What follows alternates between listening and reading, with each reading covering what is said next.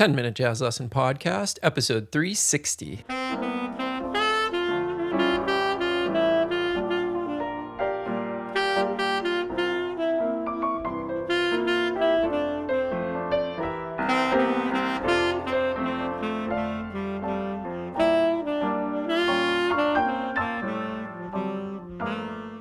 Hey everybody, welcome into episode 360 of the 10-Minute Jazz Lesson Podcast. So glad you are here, and if you're new to the show, welcome in. So we're just about done with our series on getting started with odd time signatures.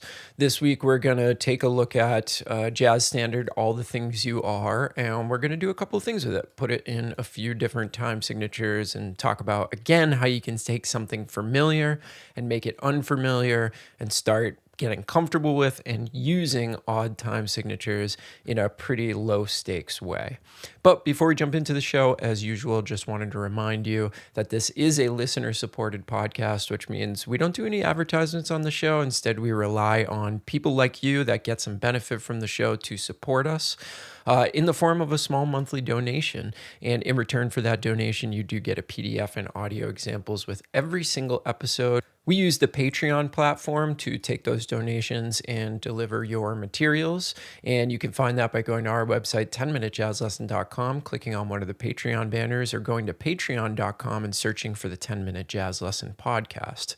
Quick shout out to some new patrons this week. Thank you to our new $5 patrons, Stephen and Russell. And thank you to our new $3 patrons, Jim and Rob. Thanks so much for joining up to the 10-Minute Jazz Lesson family and to the over 350 people we have over there supporting us. Thank you. We could not do this show without you. All right. So without any further ado, let's dive into the episode. And like I said, this is going to kind of wrap things up. And then what we'll do next week is we'll do an etude over an odd time signature. But this is going to be the last sort of teaching episode. So we've gone over a whole bunch of things. We've learned lines in odd time signatures. We've learned a bunch of clave patterns. We've learned about different note groupings. We've done a ton of stuff, and hopefully after last week's episode, you've been improvising in 5/4 over that blues. So my hope is that if you've never sort of seen a path to playing in odd time signatures, that by this point in the process, after listening to all these episodes, you're starting to see it as maybe a reality, maybe something that you can do using a lot of these tools that hopefully I've given you to be able to do this. And today we're going to finish up by doing one of the things that I think actually did the most for me when it came to playing over and improvising over odd time signatures, was to take melodies of jazz standards that lend themselves particularly well to this. So taking one of those standards and putting it into a bunch of different time signatures, right? And like I said, some things really lend themselves to this more than others. It tends to be the more simple melodies that allow themselves to be morphed into a different time signature. Like you wouldn't want to take a super, super specific melody, like, a bebop melody, and try to put it into an odd time signature because you'd have too many notes or not enough notes. And that could be an interesting exercise, but not when we're just getting started. So what we're going to do is we're going to take one of my favorite melodies to do this with, which is All the Things You Are, because it is very, very simple. A lot of long sustained notes combined with just some simple quarter notes that are very, very easily manipulated into different time signatures. And we're going to do this. We're going to first put it into 3/4, and then we're going to put it in 7. So why put it in 3 as the first step this week? Well, if you really think about it, 3/4 is an odd time signature, isn't it? We don't typically think about it as being too intimidating because 3 is rather familiar for most of us. We only really get scared when we go into the 5s and the 7s and the 11s and the 13s and all that stuff, right? But doing a 4/4 melody like All the Things You Are in 3 is a really great first step to eventually get to that 7. So remember, throughout this entire series, we've been talking about taking something familiar and making it unfamiliar. And this is the perfect example of that. So what don't want to do is go from all the things you are in the way I've known it for my entire life into something that's really, really difficult, like playing it in 7. So I'm going to use that 3-4 as kind of a waypoint to get from 4-4 to 7-4, and you'll see kind of how we're doing that. So here's my suggestion. What I would do is I would create a backing track of all the things you are in 3, and then I would not write anything down. I wouldn't write out the melody, okay? And I would just practice it until I felt like I could manipulate it and fit it into 3-4. But what I've done for the patrons this week is I have actually written out the melody exactly as I'm going to play it, just so you can follow along with what I'm doing and eventually go and do it yourself. But what I wouldn't do is I wouldn't be glued to that sheet that I'm giving you this week. I just want you to have something to look at. So what I want you to think about when I play this in 3 is, what am I changing from the regular melody of all the things you are to make it fit in 3? What are some of the adjustments I'm doing? Am I leaving out notes? Am I adding notes? I'm obviously going to change the lengths of the notes. Where am I doing that? How am I doing that? That would be my suggestion as we go through this first example, which is all the things you are in 3-4. Here we go.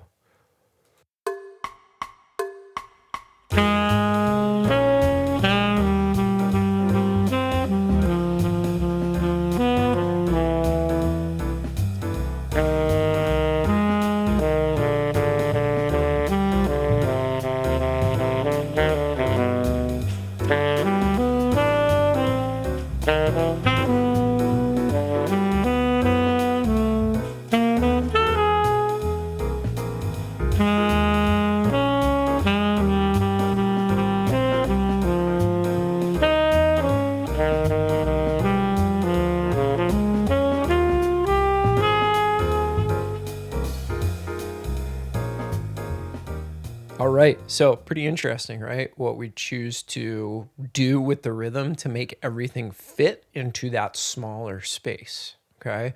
Now, you're going to see when we do this in 7-4, I want to explain a little bit how we're going to do this.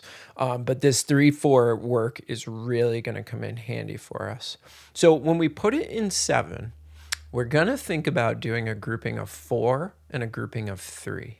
So what this does is basically every 2 measures, if we were in 4 or we were in 3, is going to be combined into 1 measure of 7. And because we're doing a grouping of 4 and a grouping of 3, it's going to be like a bar of 4 and a bar of 3. But really, that's going to be 1 bar of 7. Right?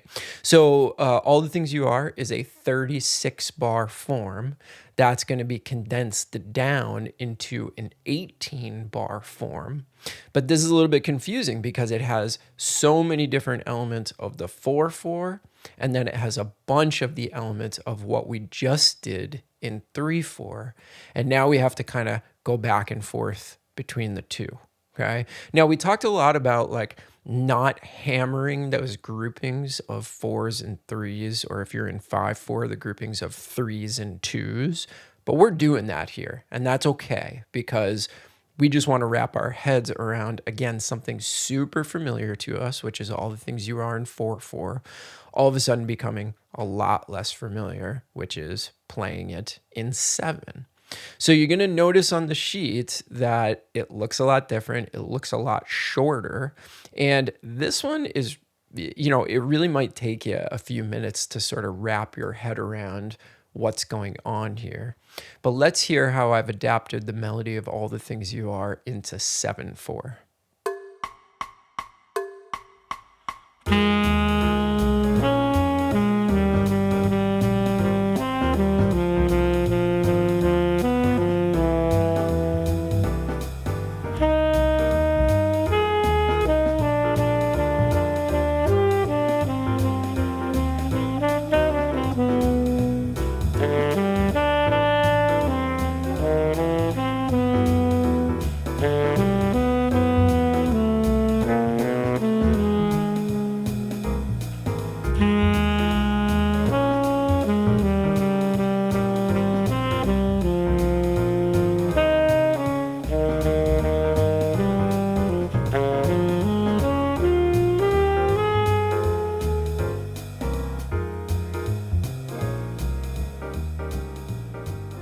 So pretty weird, right? You know, if you've never heard that before, you've never done it before, it feels really, really strange. Now, the other thing is I'm using a backing track from iReal here, and I'm not like a power user of iReal Pro. So I basically just had to go in and do a bar of four, a bar of three, a bar of four, a bar of three. So the rhythm section is pretty awkward, but it really is just to get you started. If you were playing this with real people, it wouldn't be so like, janky and sound like it's just two different time signatures going back and forth from each other.